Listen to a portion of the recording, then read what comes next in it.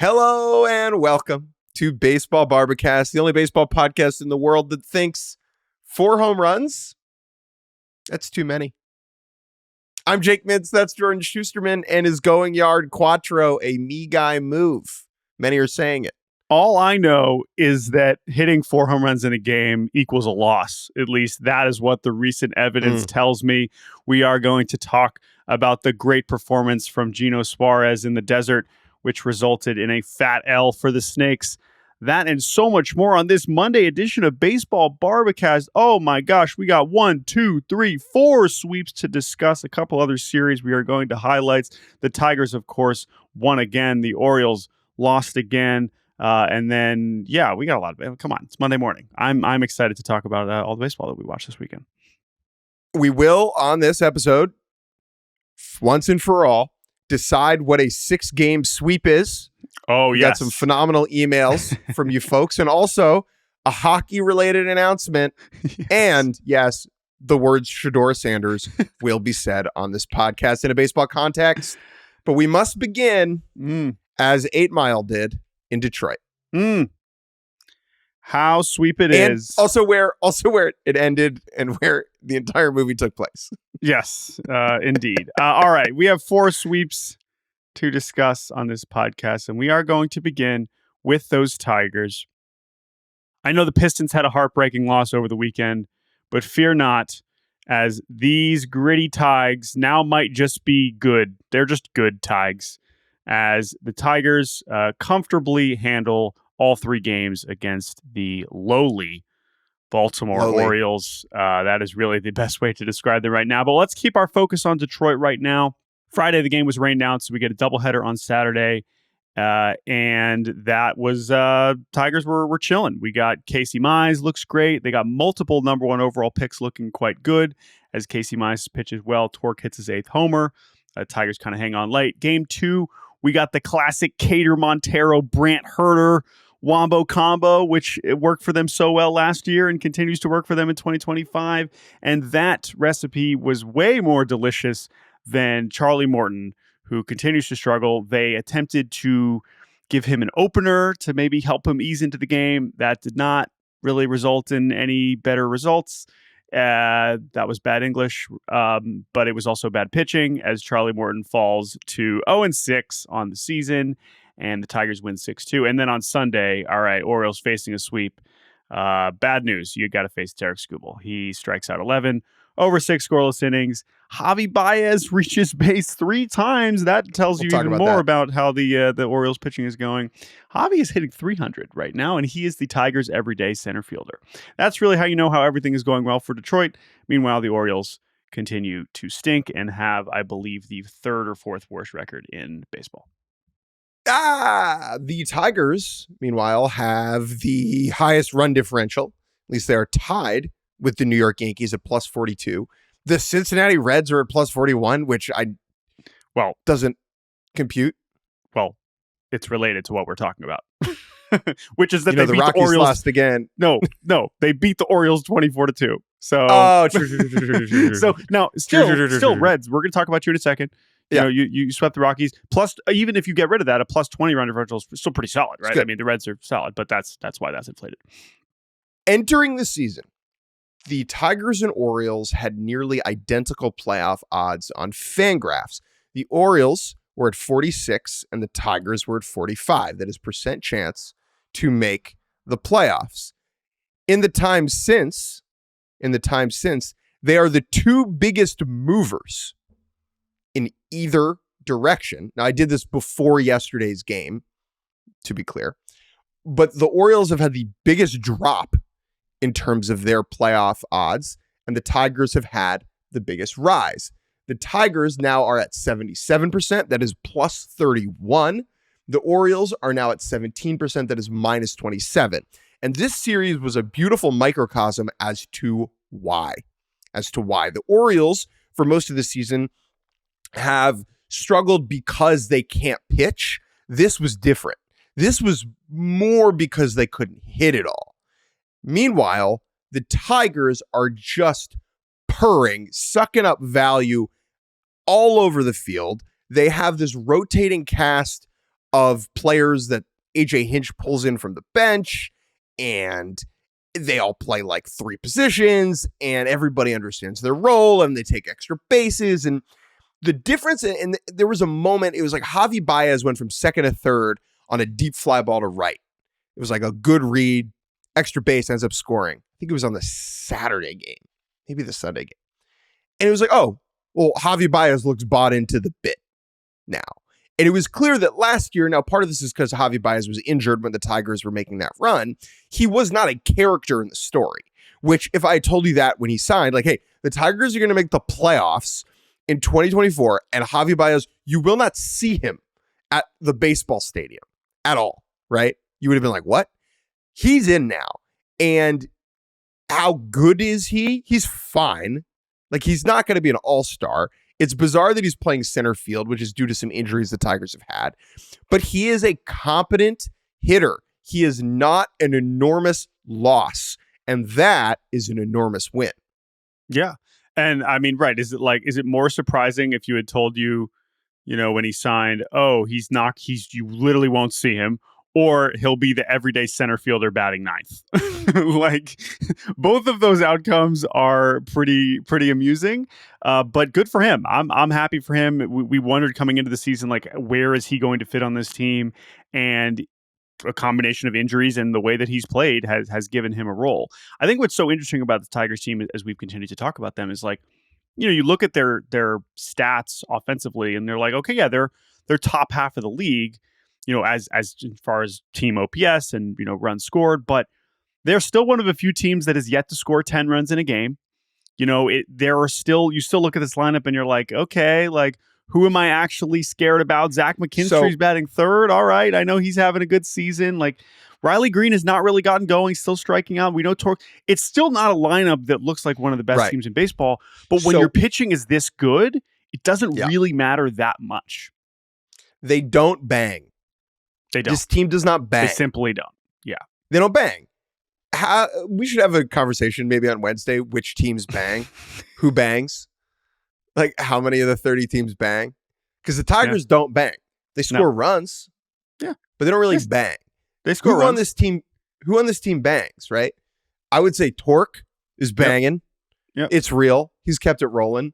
I would say Zach McKinstry is currently banging. He's like 100th percentile sweet spot launch angle, which is, okay, sure. I will now translate that, which is there is an optimal angle at which to hit the baseball so that it is not a fly out or a ground ball. And even if you are not hitting it that hard, if you are consistently hitting the ball at a good launch angle, it will usually result in hits. He is tops in baseball, number one, in terms of hitting the ball and meeting it with a good bat path. He's tops. Now, how sustainable is that? I don't know, but he's currently playing like an all-star. We need to start calling him Z-Mac Cash. That is a layup and a half. Dylan Dingler is pretty awesome. He has yet to walk this season, which is great, but he's good on both sides of the ball, and this Tigers team kind of slaps, man. Yeah. They don't bang, though. They don't bang. And by the way, Dylan Dingler up to 74 plate appearances without a walk. So I don't know if the Tigers are going to celebrate that in the way that we did for Jacob Wilson, but the point is he's still hitting 288 and he's a catcher, which is pretty cool. I assume, getting it. By the way, that also speaks a lot to the whole Tigers pitching operation, because one of the things that I understood to be one of the most important things about the Tigers run prevention apparatus last year was Jake Rogers. And this isn't to take anything away from Jake Rogers, who I think is an awesome defender and an awesome leader and all those things. And I'm sure the Tigers want to have him back soon. But the fact that they've able to basically slot in who is, I think Dylan Dingler is still, okay, he's not technically rookie eligible anymore, but he's barely played in the big leagues. And the fact that you can slot him and I guess Tomas Nido in as the catchers and to just keep on getting outs the way that they have with a lot of the same guys that we've seen last year. But then also you bring back a Flaherty who was not there in the second half. Tommy Kahnle has been fantastic. And I mean, you look at some of those relievers that start in the postseason. Will Vest was the one who took the biggest leap in October, even from what he was doing in the regular season. And that has fully carried over. he looks like one of the best relievers in baseball. He's been even more dominant than, a Tyler Holton or some of these other guys. Bo Brisky and Jason Foley have really kind of fallen out of the mix. I think Foley's just been hurt, so he's not even really been part of this. But Bo Brisky's got a 9 ERA. So not all these guys are doing what they were doing last October, but enough of them are. And the rotation's obviously much better to where it's, one of the best pitching staffs in baseball. Last thought, and then we will move on from the Tigers. Let's talk about G-Mac Cash. Yeah. G-Mac Cash, one of our favorite characters in the extended baseball universe. If you listen to the show, you know who he is, but we'll explain it again. Detroit-based hip-hop artist, all-time YouTube follow, like and subscribe. He's just releasing incredible Detroit-specific music that most of which does not relate to us because we're not from there. But his song, Tigers Won Again, which has siblings in Pistons Won Again and Lions Won Again. But Tigers Won Again, every time the Tigers win again, Jordan and I will text one another. Tigers won again? They won again, and they keep winning. But I think what is important to monitor here is, the Pistons are in the postseason right now. They call it the playoffs in basketball. Sorry, they're in the playoffs. And the Pistons won again, which I believe was produced after Tigers won again and after Lions won again. Yeah. Again, a bit of a Detroit sports renaissance, which is part. Now, is that related? Is it all because of G-Mac Cash? Probably. But the difference is that as good as Tigers won again is, there are no references to any players on the team. Whereas Pistons won again, he references Cade Cunningham. He references Jalen Duren and Jaden Ivey, right? So that's really the next level. We need the Tigers to be, clearly the best team in the American League, on the way to the postseason, like division champs, right? Last year they made the postseason, they made this run. But if they can elevate to where we get another edition of Tigers Won Again, to where he's shouting out Z-Mac Cash, right? Zach McKinstry, where he's shouting out Will Vest and Javi Baez playing center. Like, that's really what I want. Now, I have no idea, again, how much G-Mac Cash is watching the Tigers. Who knows? But for someone who I trust him to respond to whatever is going on. And if the Tigers have indeed elevated, I think he will make more music. And I'm optimistic that it could involve some name drops. Scooble, at least. Tarek Scooble. Yeah. At least Scooble with the Scrooble. That's anyway. Z-Mac Cash. Yeah. Zach McKinstry is officially Z-Mac Cash. If that's already been done by any smarter Tigers person, I apologize. But that just feels like a layup. Yeah. Where do the Tigers go this week so they can win again? Where do they go this week? I don't know. Oh, so that was a question. Houston. They got a nice little 3-city road trip. Ooh. Astros, Angels, Rockies. Sounds like Sounds like again. They will be winning again and again and again. So we will keep an eye on that. As for the Orioles, you're going to see them a little bit this week, it sounds like. So yeah, I'm as soon as we finish this podcast, I will be getting in the 2011 Toyota Prius and driving down I-95. Great. For a little Orioles Yankees. So there are some larger Orioles conversations that we should probably be having. Let's keep the positive vibes rolling and push that to later this week. Let's move on to another sweep. Let's go out west. Ooh, this is an interesting result. One of the big themes early in the season was that the Padres cannot be defeated at home. Petco perfection, we called it. The Padres lost again. Yeah, not the case this weekend. As the Tampa Bay Rays, my Tampa Bay Rays, I'm riding with this team. I picked them to make the postseason. And even though the record hasn't been awesome early on, I said, you know what? I think this team's all right. They sweep the Padres in San Diego in what was really just a pitching masterclass from the Rays staff. We got Shane Baz, 7 scoreless on Friday. We got Ryan Pepio, 6 strong on Saturday. And then on Sunday, Zach Littell, who has not been awesome to start this season, gets his first win of the year, and the bullpen shuts it down. The big takeaway here from this, this is, I guess, the recipe for Rays' success. We know their offense isn't necessarily going to wow people, although they've certainly had some fun contributions from Jonathan Aranda and Cameron Meisner, and Caminero has had some big swings. And Chandler Simpson's making a difference, man. He robbed Manny Machado of a home run in center. He's of course stealing bases. He is reaching base. He got a hit against Robert Suarez. I believe he drove in a run against Robert Suarez, which is very impressive. So, some things are going well for Tampa. This was more of a kind of an eye-opening result for the Padres, where it's like, oh, right, like they're running out half a roster that is simply not of major league quality right now. I'm going to explain what happened in one sentence. The player on the active 26-man healthy roster with the second highest OPS behind only Fernando Tatis Jr. is Gavin Sheets. Tyler Wade. Oh, yikes. That's it. That's the whole thing, right? Fernando's amazing. We know this. Machado is fine right now. Cronenworth, who was good to start the year, hurt. Jackson Merrill hurt. And so the lineup is it's just Fernando trying to do hero ball. It's like rookie LeBron, except it's a different kind of sport. And when you have Cronenworth and Merrill in the lineup, and they're not going to be out for too long.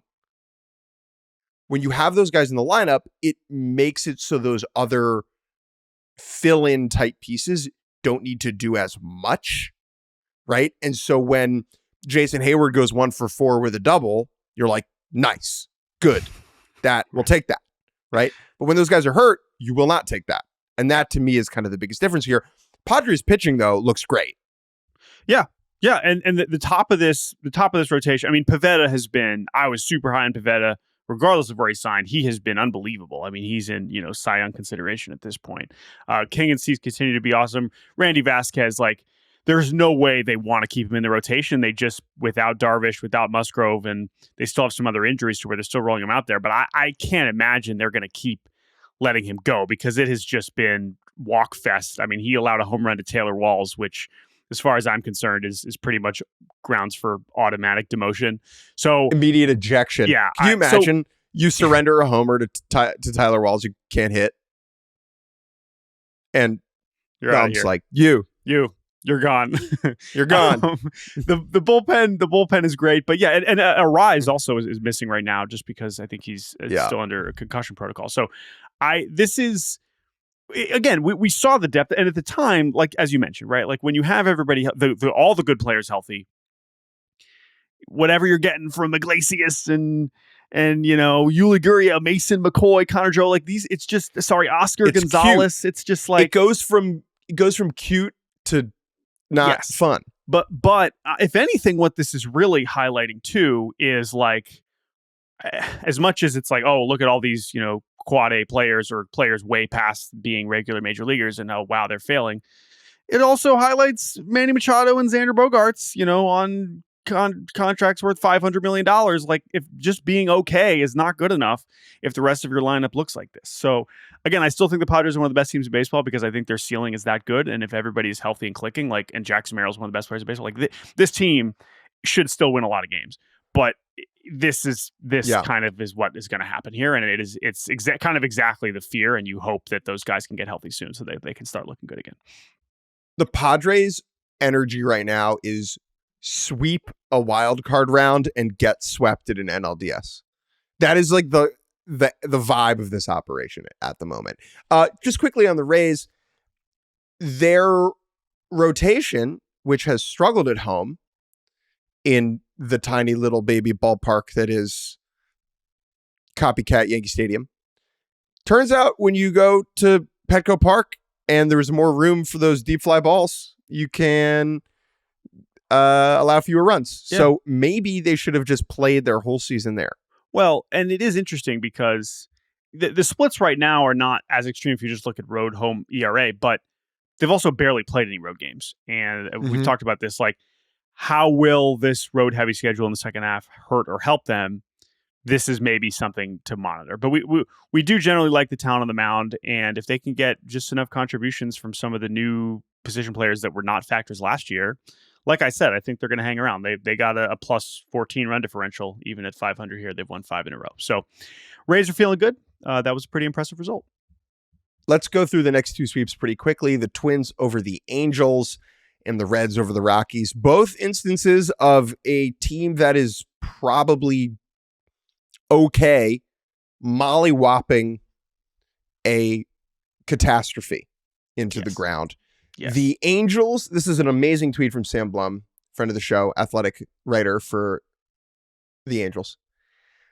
They have a strikeout to walk ratio over the last 15 games that's basically like incomprehensibly bad. They're striking out 32% of the time and walking 3.8% of the time. That is twice the K to walk as the second worst team. Ugh. Okay. I mean, like they're at 8.6 and the second worst team is at 4.29. They're current through 27 games, their first 27 games, it is the worst strikeout to walk ratio in MLB history through 27 games. And if they keep this number up, it will be the worst of all time. That is not the totality of the Angels' problem, nor is it even the totality of their offense. But it is hard to have success when you are striking out that much and walking that little. And unfortunately, like that's kind of the team they built, right? I mean, sure, Mike Trout's got 9 homers. He's striking out a lot, not walking. Like Jorge Soler, surprise, surprise. Joe Adell, surprise, surprise. Logan O'Hoppe, he's got some pop, but like this is going to happen. Kyron Paris, bless his heart, the dude's won for his last 30 with 17 strikeouts. Like that was, again, we knew regression was coming, but this has been about as harsh as you can imagine. Zach Neto has yet to draw a walk since he came back. So as Sam pointed out in his tweets, like it's one thing for a team to have a slump offensively, like that's baseball. This is process disaster, oriented, right? This is 100%. Just like you are not even giving your team yourself a chance to succeed because you're not even putting the ball in play or you're not taking your base. And so that's why they score 6 runs this weekend and get swept in Minnesota. The Twins right now remind me of when I went to physical therapy. And when you get surgery for something, you start small and you have these benchmarks. So it's like, oh, you got elbow surgery. First, let's see if you can take your arm and put it straight. Then we'll have you like pick up a bowl of rice and then you can, do an arm circle and then you can throw a weighted ball. For the Twins, sweeping the Angels is step 1. Yeah. Right? Well, like, they beat the White Sox in a series before that. Okay, right? so they beat the White Sox in a series. That was like using a walker. Now they're using a cane, right? Yeah. Let's get them. They got 4 in Cleveland this week. Yes. If they can take 3 of those, we maybe can deem them healthy return to baseball activities. I will see the Twins a bunch over the next week because I'm going to Boston this weekend and I will see them in Cleveland. So let's talk in a week and we'll see if the Twins can kind of revive their season. Their record is obviously still pretty bad.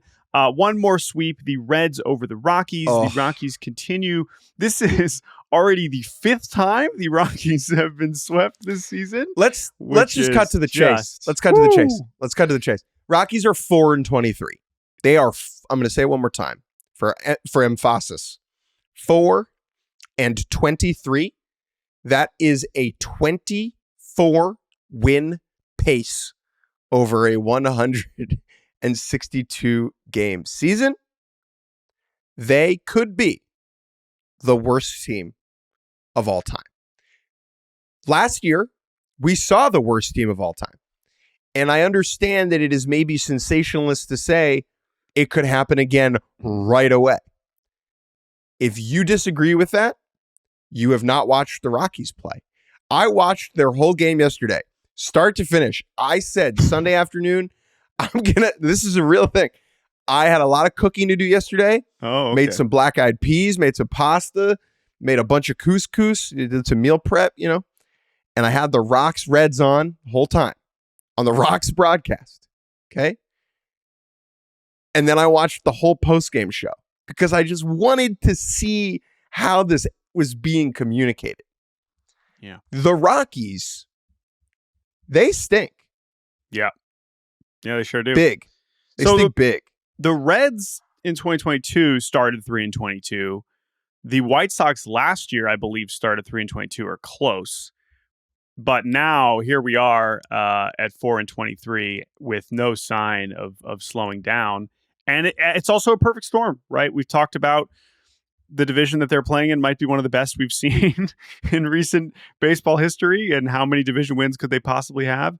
But there are going to be a lot of parts of this Rockies futility that we're going to be monitoring. And I think that the main thing that's so frustrating with them is that there are players on the team that I like. This is not a White Sox team where the talent is it's just bereft. It's just like there is nothing here of major league quality. There are some decent players on the Rockies, and it just doesn't matter. They are getting as little out of their talent as possible, and that is why they're going to lose so many games. And yes, there are certainly people listening being like, you dummies took the over. That was and a you're miss. right. You're right. I take that back pretty strongly. They stink, dude. Yeah. As for the Reds, again, we did this last week, whatever. They swept the Pirates. We're like, who cares? I mean, the Reds have a decent record and a good run differential, and their pitching's been very good. Their offense is slowly heating up. Austin Hayes looks great. Gavin Lux is quietly hitting over 300. There's still parts of this offense that I just do not like at all. The pitching, Lodolo, Hunter Green is pretty awesome. And we got Chase Burns is going to come up at some point in the next couple of months too, right? Like, there's some good things happening with Cincinnati. 4 games at home this week against the Cardinals. Go win that series, and then we can have a conversation about whether you are a real, viable, relevant team for the rest of the season. But that is all we have to say about the sweeps. We're going to take a break, and when we return, we're going to go around the league talking about the other series that stood out to us. We'll be right back on Baseball Barbacast.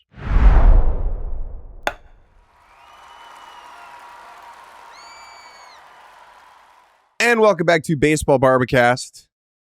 We did the sweeps. Now we'll talk about the guy who hit 4 home runs in a game. Eugenio Suarez. Not 1, not 2, not 3, not 4, not 5. Actually, no, 4. Goes yard 4 times against the Atlanta Braves on Saturday in a loss. The Diamondbacks lost again. The Braves took this series, winning the first 2. Diamondbacks salvaging on Sunday because Corbin Carroll hit 2 triples. What a beast. But we're going to zoom in on Gino because it is the first time since 2017 that a player went deep 4 times in a game. That last player, also a Diamondback, JD Martinez, who, by the way, not retired, not on a team. I know. Just still out there. Yeah. Kicking it. Strange. Free agents ranked. He's number 1 on my free agent board right now. Is he above David Robertson? I don't know, man. I see some bullpens that could certainly use David Robertson. I'm not sure what he's up That's to, true. but yes, JD Martinez still a free agent. I saw him posting about this feat from Gino, which is very cool.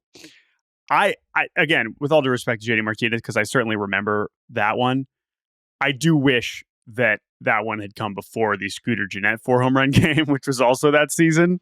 And also that one, of course, really stands out because that one is more epitomizes the juiced ball that season. And it was like, oh, wait, who hit 4 homers in a game?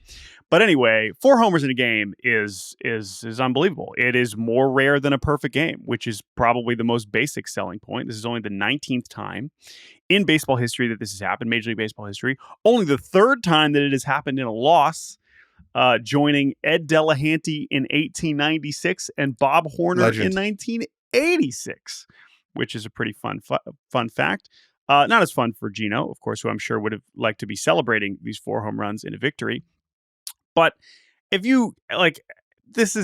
were drafting, I know I picked Ben Rice 4 homer game as my bold prediction, but truly, if we were like predicting who's going to hit 4 home runs, Gino would absolutely be one of my first picks. Like, this is what he does when he's getting locked in. He's hit the ball over the fence and nothing else. You can't bring up Ed Delahanty, Jordan, without briefly mentioning how he lost his life. Oh, I mean, come on now. We're celebrating Big Ed Delahanty right now. We didn't have to go all the way back to to his final days. But yeah, it's look it up. Go look it up, everybody. Go look poor it up. guy. Anyway, Ed Delahanty, Bob Horner, Eugenio Suarez, 4 homers in an L. Suarez has 20 hits this year. 10 of them are home runs, which is great. 10 is tied for the MLB lead with Cal Raleigh. But other than that, I mean, this is still a pretty nice little series win for Atlanta. The thing about that Suarez 4-homer game is that the 4th one came against Raisel Iglesias, who has continued to stink. And Braves are playing much better, but this is like a pretty, again, all relievers are capable of turning into a pumpkin at any moment. I guess we have to accept that. We'll have more closer talk here in a little bit about Devin Williams and Emmanuel Clase. But Iglesias did not appear to be anything fluky about what he did a year ago. And now nothing is working whatsoever. And he is just getting pummeled. He has already allowed more homers this year than he did last year, which is 5.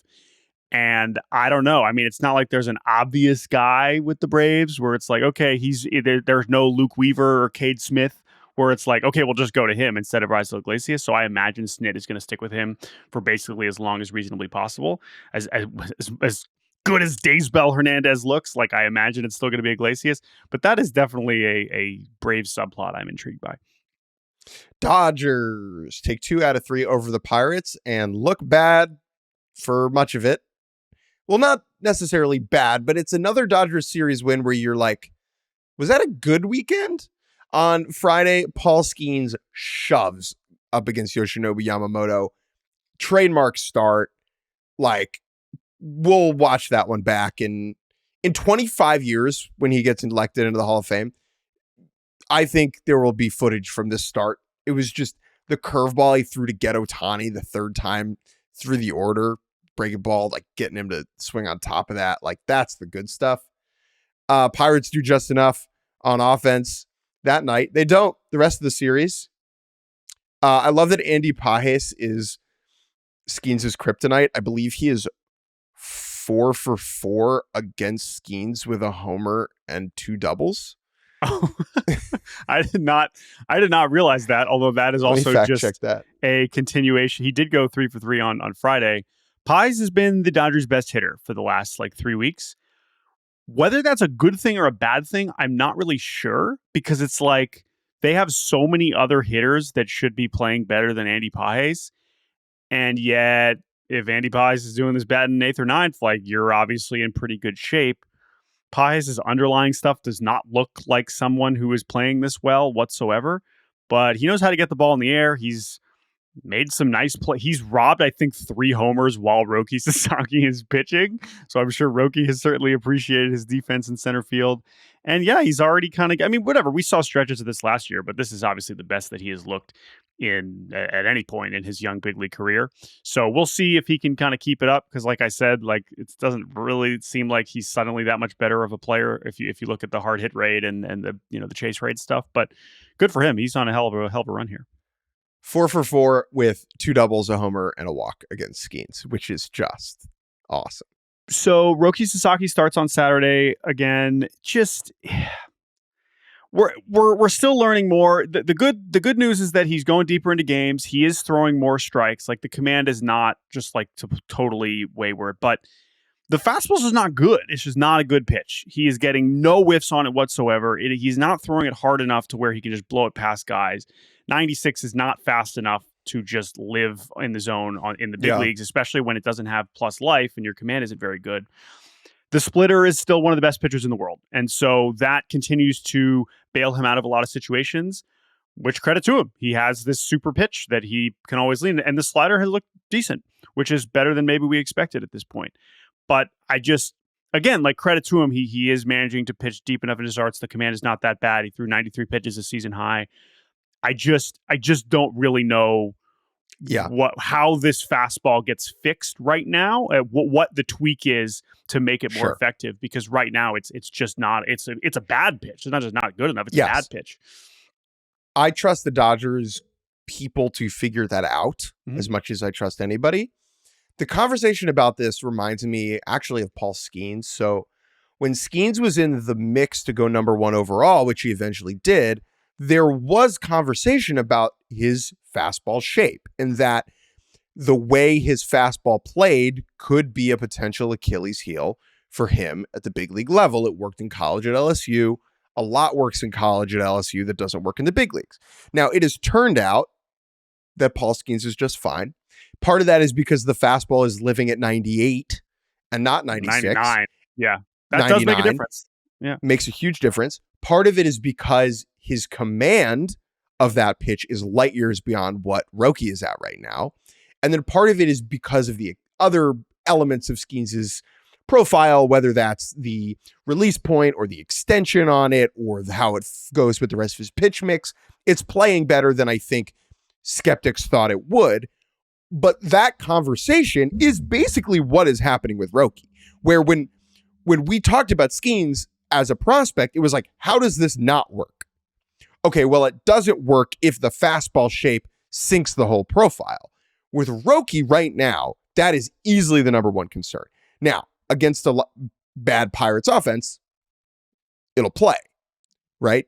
Sort of. I don't... sort of. Well enough to pitch it to the sixth, yes. Sort of. Figuring out how to overcome this problem is a fascinating puzzle for Roki and the Dodgers people to solve. And because his talent, the arm talent, his coordination, his ability, his athleticism, all that stuff, because that remains intact, there's so much to work with here that I have faith they'll get it. They'll figure it out. Yep. If Roki was on the Rockies, if he was Roki Sasaki, I would be like, I'd be like, he's cooked. Like he has no chance to ever figure this out. No chance. Yeah, correct. I totally hear that. And I think now as we zoom out to the other big takeaway from this Dodgers series, the reason why this is so compelling is Sasaki's importance is only going to grow as Dodgers pitchers that are not named Sasaki keep getting hurt.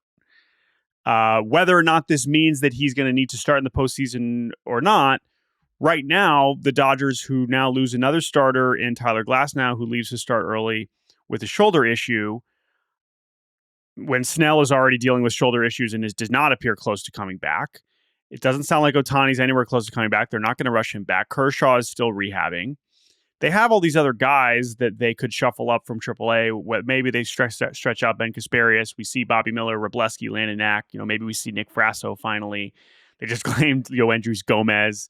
Dustin May has at least been pitching, making his turn through the rotation. I know he's been a little bit shaky recently. And Yamamoto has mostly been awesome. But every time another guy goes down, every Sasaki start just has more importance because it's not like, oh, well, whatever. He's the sixth starter. I know technically he's, starting every day on Saturday, but it's like he can ease in. Now it becomes more important for him to figure it out.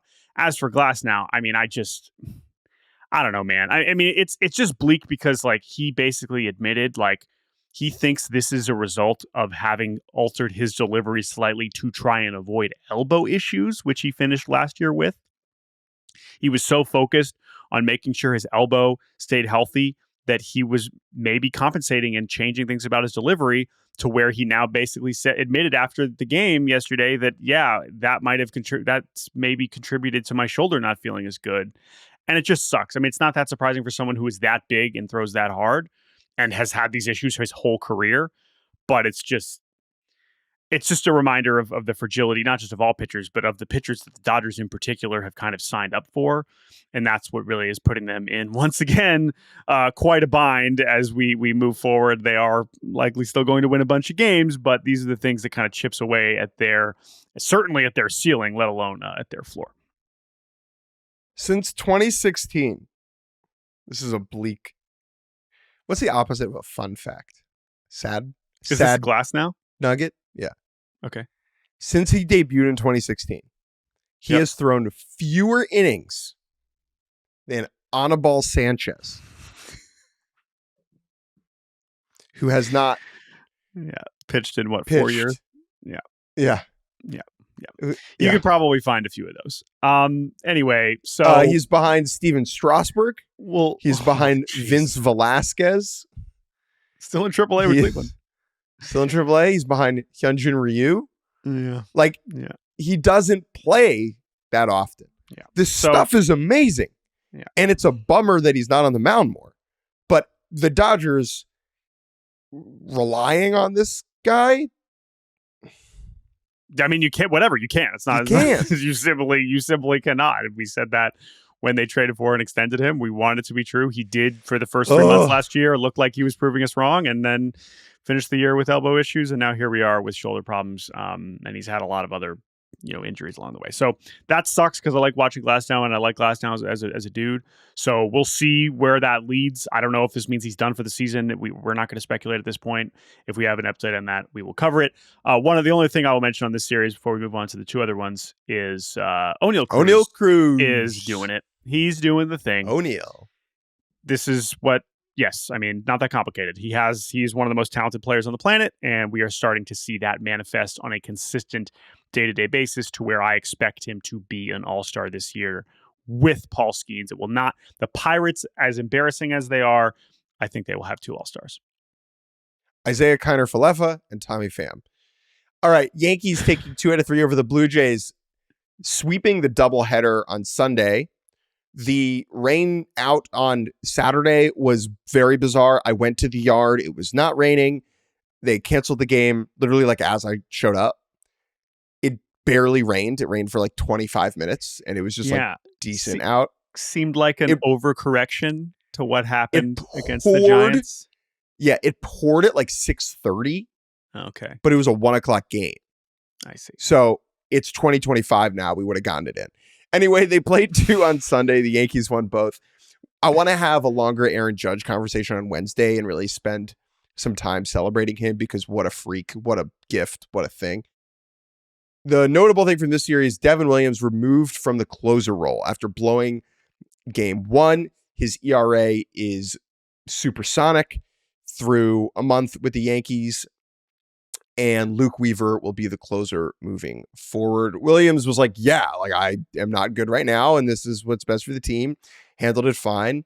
Makes sense to put Weaver in that role and let Williams figure it out in lower leverage. But I think this gets lost sometimes, specifically with bullpen stuff, where, and Aaron Boone has said this, the best version of the Yankees that wins the World Series probably needs Devin Williams to be an important part of the story, right? And so the priority is you're balancing these two things. You're balancing winning baseball games now, today, with making sure that this piece figures stuff out. And letting him wear it in the closer role is no longer going to be the best way for him to figure it out. Now, there are some guys for who that is the case, right? Where the track record or the results or the batted ball luck is at a place where it's like, that's where he's going to figure it out. It might hurt us in the short run. It's worth it. That's not the case with Williams anymore. And so they're now going to try and revive and refurbish him and renovate the whole vibe because he just doesn't seem right. But it's true. They need this guy. Yeah, and I think it's the combination of Luke Weaver looks amazing. You have a ready-made alternative. And the way that Devin Williams has been bad has been in a way, we kind of talked about that with the Angels, like from a process standpoint. This is not some bad luck. The guy is not doing anything well. He's not getting strikeouts. Even when he would be shaky with Milwaukee and would walk a bunch of guys, like, yeah, he's walk prone. Like Devin Williams will walk a dude. That's always been true. It's another comparison to someone like Edwin Diaz, who has been especially wild this season, and yet he's been perfect in his save opportunities, and he's racking up a ton of strikeouts. You can live with that. But when Devin Williams has 8 strikeouts in 8 innings, that's not good enough for him based on the standards that he has set, while also still walking guys and hitting guys and allowing more hits than he really ever has. So it looks wrong. Something looks like it is wrong. And so that is why they're going to kind of take a step back there and see if they can get him right. And yes, like that's how it is slightly different than someone like Clay Holmes last year, where, a lot of his struggles were, Clay Holmes is going to be putting the ball in play because he's a sinker baller, and sometimes those balls are going to get through. Now, he also had some issues with control where you could say, hey, what are we doing? Like, we can't just have him go out there and walk a bunch of guys. But I think Williams has looked so much worse at this point than what you expect from him that you probably do have to make a change there. One more series, and then we'll take a break. Red Sox taking 2 out of 3 over the Guardians. Yes. You were at some of these? Yes. So two main things from this series. The first is, let's just talk about this quickly. Obviously, one of the bigger. So I was there on. It was a messy weekend because it got rained out on Friday and then split doubleheader on Saturday, which was just a long, unpleasant day. Guardians won the first game on Saturday, lost the second game on Saturday. But then on Sunday, this series unfortunately got a spotlight on it because of what happened between Jarren Duran and a fan, where a fan shouted things related to Jarren Duran's recently revealed suicide attempt, which is obviously horrific. Don't need to spend too much time explaining why that is a incredibly horrible behavior. And it sounds like the Guardians and the fans around them and security and the umpires handled it about as well as they possibly could have. And that's what Duran said after the game. And so I'm glad they handled that as they said. I would also just say it was disappointing that we ended up talking a lot about that, not just because it's a horrible thing that happened, but also because Jarren Duran stole home on Saturday and I was there. That's the first time I've ever seen home stolen, just a straight steal of home. I don't know if you've ever seen that in person, but it is, of course, one of the coolest things you can do in sports and a reminder of the kind of player that Jarren Duran is. And if they can get him going, like, this offense will absolutely start cooking the way that it should. Devers had a couple homers over the weekend.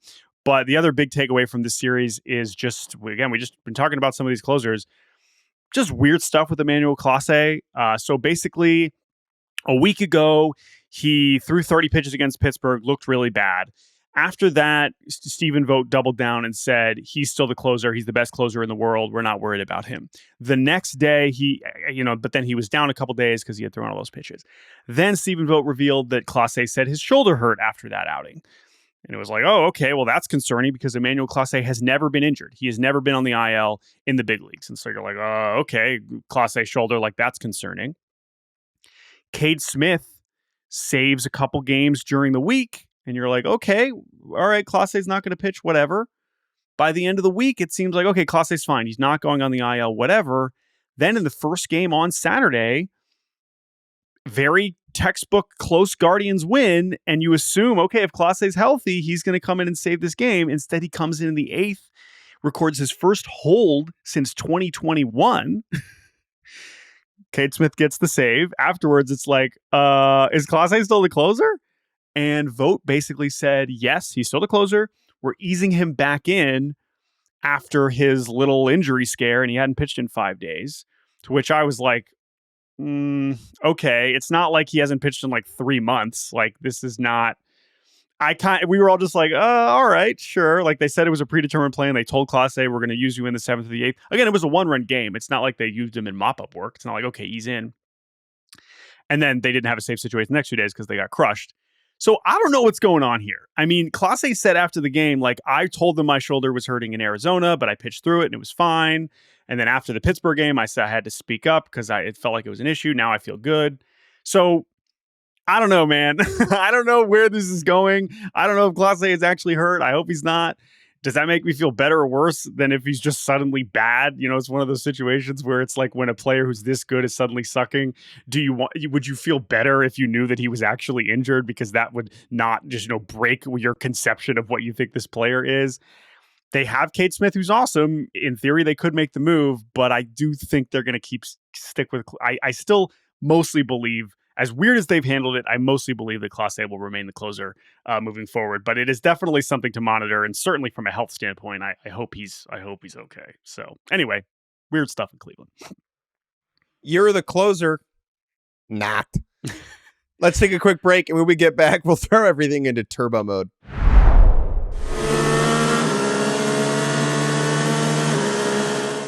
And welcome back to the end of Baseball Barbacast. We still have 75 series to talk about, so let's throw it into freaking turbo mode. All right, Phillies over Cubs. Cubs win the first one. Phillies battle back, take the next two. Ugly Sunday night baseball game with a lot of weak rollovers to second base. Aaron Nola, though, looked sensational. So did Jameson Taillon, but that was very important for the Phillies to get a good Nola start because he looked pretty cooked for much of the early going. The big news nugget out of this one is that Bryce Harper told The Athletic, Patrick Mooney, that, quote, Going into the offseason when he was a free agent, the Cubs were the number one team on his list, and they never called. Yeah, and we've also heard reports that we know he met with the White Sox and was clearly interested in Chicago. And that does not surprise me at all that Bryce Harper at that stage was looking at Chicago as I could go be part of Chicago. And apparently they were like, Bryce Harper, generational player? Nah. Speaking of Bryce Harper earlier in his career, the Washington Nationals take the 2 of 3 against the Mets over the weekend. They play again on Monday in the 4th game of a 4-game series. The Nats win on Friday and Sunday in fairly ridiculous fashion. Mets kind of cruise on Saturday. These were some ugly wins for the New York Mets. And, it wasn't Edwin Diaz. These were some very ugly losses for the New York Mets. The mean reversion that Steve Cohen referred to has already arrived, but credit to the Nats for scrapping there. They're kind of fun to watch. Royals take 2 out of 3 over the Astros, shutting Houston out on Friday and on Saturday. I'm starting to get a little bit worried about this Houston offense. They did break out in a big Sunday win against Chris Bubich. Hunter Brown was great. My AL Cy Young pick looking delightfully good in the early going. Fun, weird thing for this one is Framber Valdez with the 8-inning complete game loss, which is one of my favorite things when you are on the road and your team does not score in the top of the 9th. And so there is no need to play the bottom and you get a complete game. You threw 8 innings. You completed the game. So it counts. As a loser. Sorry, Framber. We still love you. Cardinals take 2 out of 3 over the Brewers. Cardinals win a close one on Friday.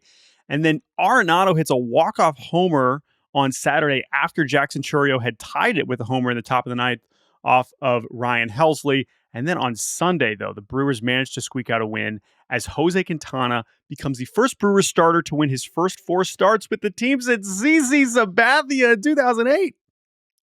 Jose Quintana won again. You can't stop this guy. Mariners taking 2 out of 3 over the Marlins. This was a weird series with a lot of runs. Logan Gilbert gets hurt on Friday. That could potentially be a big deal. The Mariners end up losing that one. Augustin Ramirez, the main piece of the Marlins got back in the Jazz Chisholm trade, has been en fuego since his call-up. Yeah. He already has 3 home runs. Super fun. Again, the Marlins hopefully will become more watchable as the season comes on, but Agustin Ramirez is very fun. As for the Mariners, Cal Raleigh's up to 10 homers, and their offense has been pretty good, which is important if their pitchers are going to start getting hurt for the first time ever, and the bullpen, besides Andres Munoz, who is elite, continues to be shaky. Logan Evans wins in his major league debut. Giants take 2 out of 3 over the Rangers. Nate Eovaldi dominates on Friday. Rangers win 2-0, and boy, was it embarrassing for Texas after that. Robbie Ray, who was awesome, outduels Tyler Mahle on Saturday. The Giants walk off in normal fashion on Saturday, and then in the least normal fashion imaginable on Sunday. A little doinker in front of the mound in the bottom of the 9th, tie game from Elliot Ramos. And Ranger on the first pitch, Rangers closer Luke Jackson picks up that baseball, yeets it down the right field line. Ramos runs to second. The ball is picked up by first baseman Jake Berger. He hucks it to third, and that'll get away. And a Little League walk-off home run from Elliot Ramos that produced the current contender for quote of the year. I would like to see if anything can top this.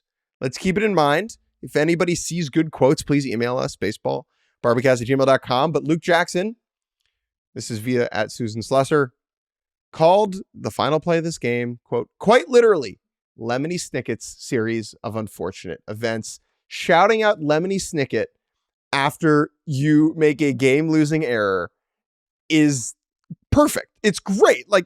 Good job. Humor, a recognition of a unique baseball event, 10 out of 10. We'll see if it can hold the top spot. Last series is A's over the White Sox. Very cool. This did happen. All right. This was a baseball series that happened. It occurred. Luis Urias walk-off homer on Sunday. He's been pretty good. Zach Geloff is hurt, and Luis Urias is maybe taking his job. Now, before we get out of here, we had a long conversation last week about what a 6-game sweep in the minor leagues should be called. We call a 4-gamer a mop, a 3-gamer a sweep. I'm pretty committed to 2 gamers as a dusting. However, we did get an email that it should be called a wipe, which I don't hate, but it is a little restroom coded. Yeah, that's and true. So, but I do like that where it's just like you're kind of like if you're wiping a surface, it's just like, oh, you got a little bit of stuff on the counter. Let me just wipe that off. That's too. So we want this to be a community-oriented experience. If you like wipe versus dusting, email us at baseballbarbercast.com, at gmail.com, not.com. Here are our suggestions that we received for 6-game sweeps. Okay? There's a lot. Some are good. Some are also in our email inbox. Please keep sending them. And once we read these out, we would love to have something of a consensus so we can decide as a group moving forward. Here's what we got. A plow. Plowed him. Plowed Probably him. not. That's from Steven. A little sexual. Squeaky clean sweep. Again, good effort. It does sound cool, but we want to keep it shorter. One word. Vacuum.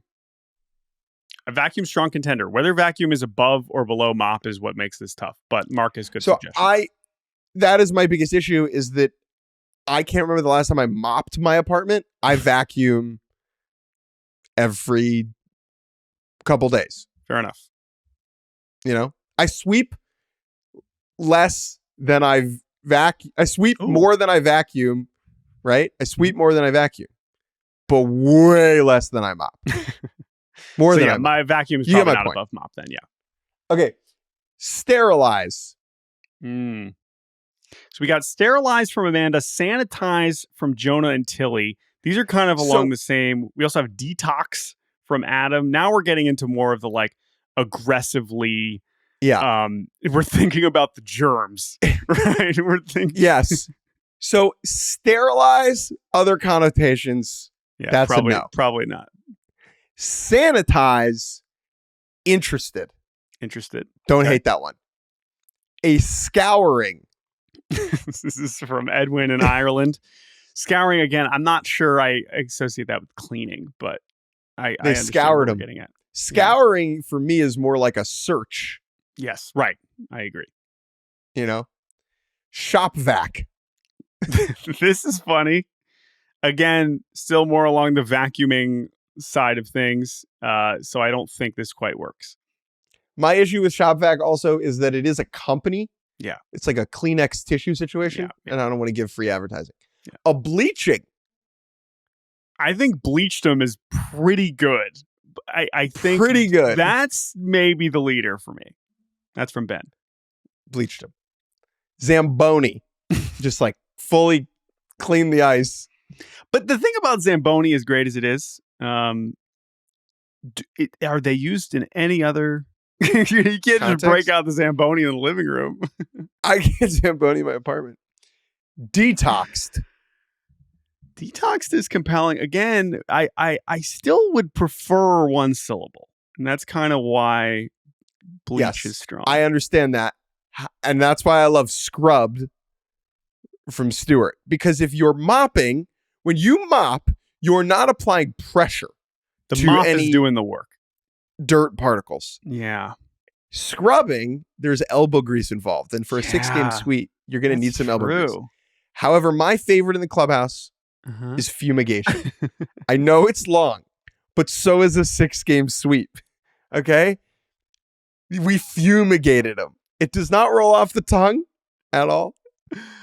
The trash pandas fumigate. The trash pandas have fumigated the lookouts in a crucial second half Southern League series. No, I like it in a different context. This is this. They're going for the fumigation. Christian Moore's first double since the trash pandas fumigated him a couple weeks ago. These are pretty wow. Solid. I'm more okay. Very quickly. This is bonkers. You remember last week I said that as we were talking about the Mets attendance, my aunt Jennifer was like, "Hey, yeah, I'm going to be at the game. I'm going to the Mets." She literally texted me right now, "Scrub" in all caps. Is she not just calling you a scrub? Could be. Okay. Could be. So anyway, I'm partial to bleach, but let us know. Speaking of feedback, another thing we discussed on Friday was fandom. We got a very thoughtful email about, how do we navigate being baseball fans now that we work in baseball, and how does it mean the teams that we were cheering for when we were, in high school, how does that impact us now? And we kind of talked about how it would be cool if we picked a team not in baseball that we could root for together, which is not something we've really ever had the experience of. We've never done that, or it's never happened to be the case, and we've never gone out of our way to do that.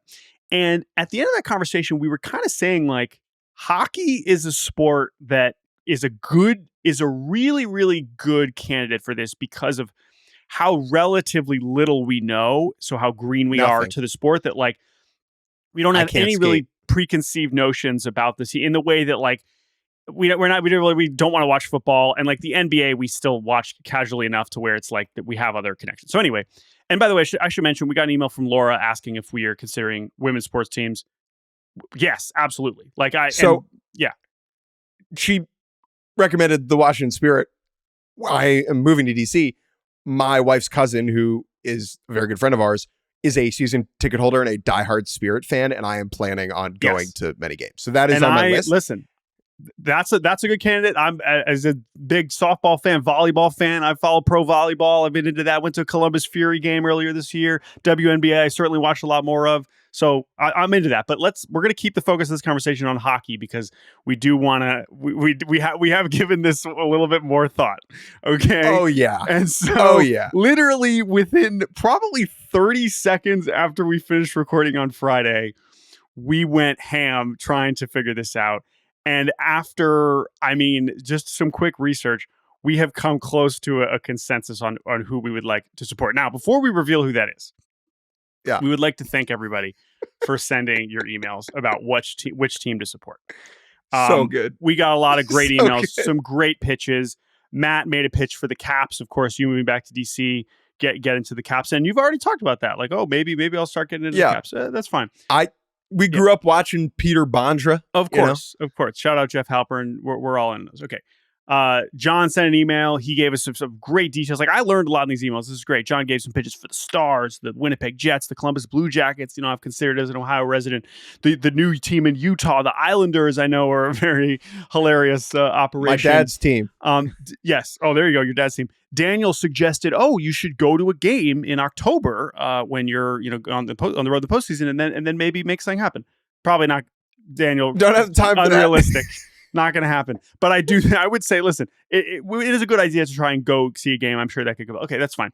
Joe and Ty suggested the Hurricanes. Okay, Carolina Hurricanes. Brighton suggested the Ottawa Senators. I liked him pointing out that that's their team. That's Ottawa's team. Now, I don't have any connection to Ottawa, but I was like, all right, cool. This is a good one. The most compelling pitch we got, I would say, it was from Jeremy. Nailed it. Jeremy sent a very, very great email. This is his first email, all about the Vancouver Canucks. Okay. And it was a great email. And there was a lot of really good points about it. However, within Jeremy's email, he included this line. So he said, as for an NHL team, you should be a fan. I advocate for the Vancouver Canucks. And then he says, aside from the Buffalo Sabres, there is bar none, no other fan base which has had as much consternation as the Canucks. And Jeremy, guess what? Bad we news. Want to be consternated, baby. The Baseball Barbacast podcast, Jake Mintz, Jordan Shusterman, would like to officially announce for the first time in public our die-hard, lifelong fandom of the Buffalo M-effing Sabres. Go Burrs. Yes. Unfortunately, Jeremy, but by the time you had sent this email, we were already knee deep. Rink deep. Waist to shoulder, elbow. We were all the way in on learning about the embarrassing history of these Buffalo Sabres. All in, dude. Like the Vancouver Canucks, I understand they both joined the NHL the same year, and neither of them have ever won the Stanley Cup, which is why they are both very strong contenders here. We wanted a team that has never accomplished anything. And there were a couple candidates, right? Just like us. Right. And we wanted a team where there was some weird stuff going on, but also like there's some hope. Dug into some hockey farm systems, and we were like, oh, they got some young talent. They were the youngest team in hockey last year. Love that. But then we looked into just kind of how the last decade or so has gone. They had the longest postseason drought in hockey, and we were like, oh my gosh, there's some weird stuff happening in Buffalo. They pulled a LaRussa where they had a manager who was good. A manager who was good in the 2000s, like head coach. And they just brought him back 10, 15 years after they had fired him. And love that. That's weird as hell. Didn't work, by the way, right? Didn't work. They were bad again this year. We were reading about just how just disaster of a season this was on many levels. On the ice, off the ice. A lot of problems.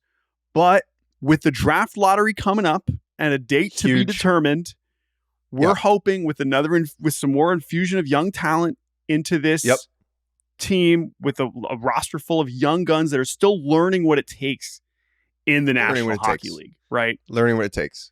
I think this is the team for us. I think this we is the need. Team for us. I mean, one of the biggest problems, right, is that we've had so many left-handed defensemen, and we need someone who can balance out Rasmus Dahlin and Tage Thompson. Those other big defensive, or sorry, not Thompson. Owen Power.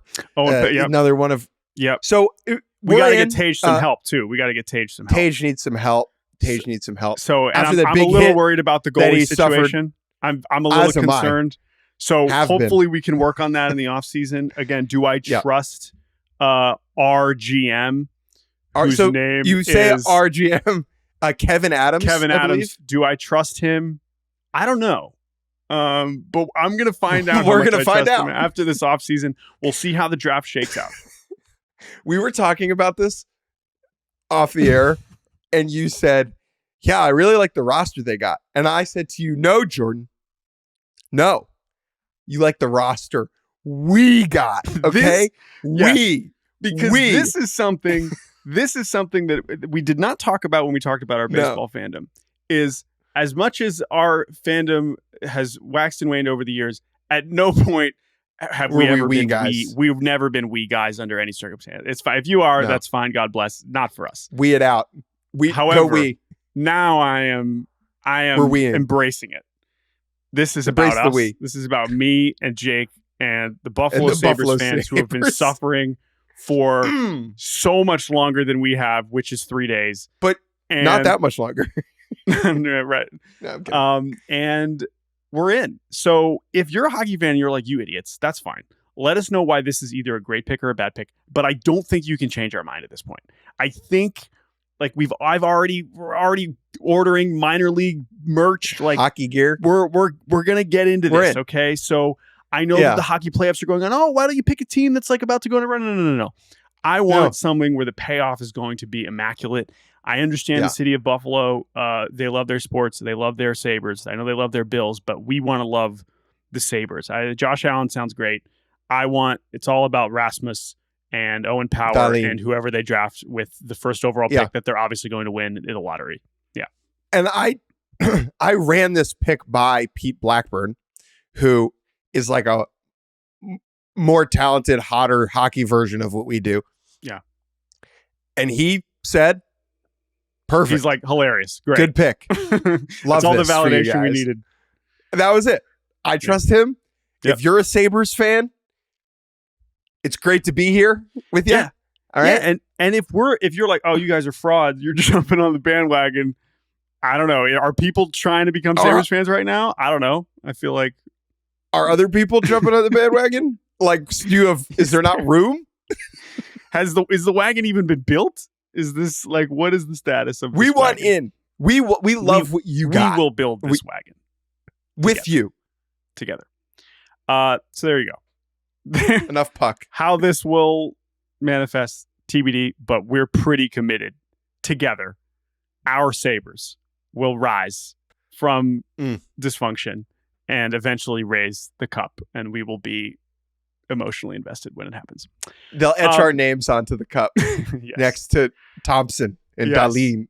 After Tage will pass the cup to Jake Mintz and Jordan Shusterman, who don't know how to skate. That's it. Just falling over with the cup because I can't skate. Wonder how much it weighs. All right, we're done. BaseballBarbercast@gmail.com. Keep those emails coming. Thank you to Colin Brennan for producing and having to produce 10 minutes of hockey chat on this Monday morning. We said we were going to talk about Shedeur Sanders. We're not. Sorry. We talked about hockey for 10 minutes instead. Maybe we will on Wednesday. But for now, not now. We're not going to do that. Thank you all for listening. We will talk to you later this week.